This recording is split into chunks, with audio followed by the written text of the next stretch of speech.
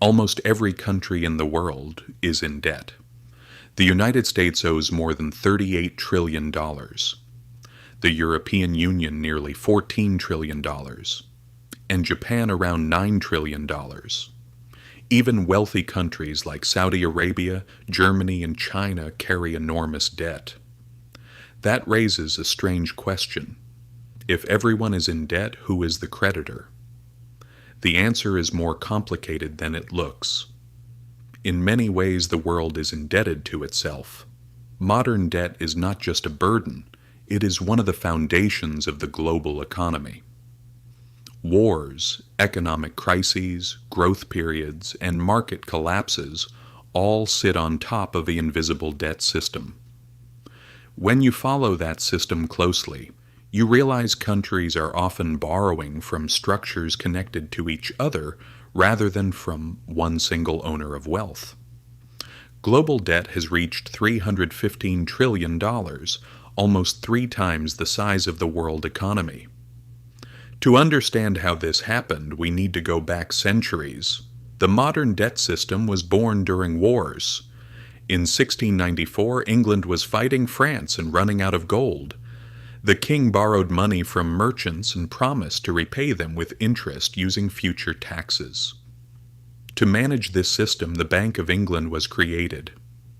For the first time, governments could spend money they did not yet have.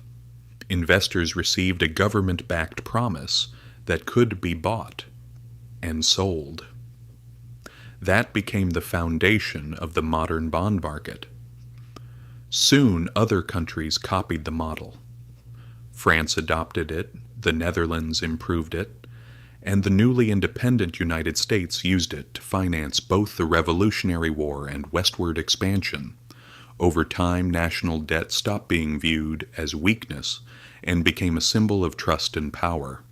If investors were willing to lend to you, it meant your state was considered stable. Today, debt has become one of the largest systems in the world economy.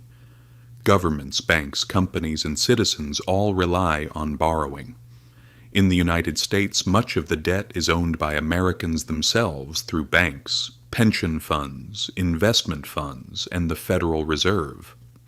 Foreign countries such as Japan and China also hold American debt, but only a smaller portion compared to the amount circulating inside the U.S. financial system. The process works like a giant cycle.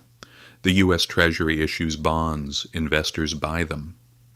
The Federal Reserve sometimes purchases those bonds and creates new dollars in the process, and taxpayers finance the interest payments through taxes. That money then flows back into pension systems, banks, and financial markets. Similar loops exist globally. Japan buys U.S. Treasury bonds, Western institutions lend money to developing countries, and developing nations often reinvest reserves back into Western debt markets. In many ways, countries are holding each other's "I owe us." This system survives because of trust. As long as investors believe governments can continue paying interest and refinancing debt, the system keeps functioning. But when trust breaks, crises appear. Greece experienced a severe debt crisis in 2010, forcing intervention from the European Central Bank and the IMF. Argentina suffered repeated defaults, while Sri Lanka faced fuel shortages and political turmoil after running out of foreign currency to repay debt. Yet even after crises, the same structure returns. Old debts are refinanced with new ones. Governments are not expected to eliminate debt completely. Instead, they keep rolling it forward through refinancing.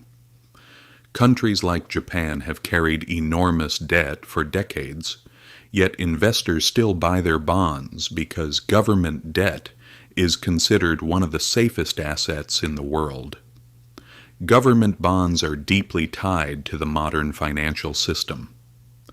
Banks use them as collateral, pension funds treat them as safe investments, and central banks hold them as reserves.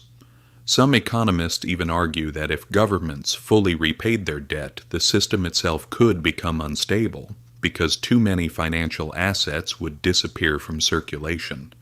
That is why the real goal is usually not to erase debt, but to keep it manageable. The entire system depends on confidence. As long as people believe governments can keep the cycle running, debt can continue expanding. But the benefits are not shared equally. Interest payments mostly flow toward large investors, financial institutions, and asset owners, while taxes are spread across society. That is why rising debt often grows alongside inequality. Still, the system cannot simply be explained as good versus bad.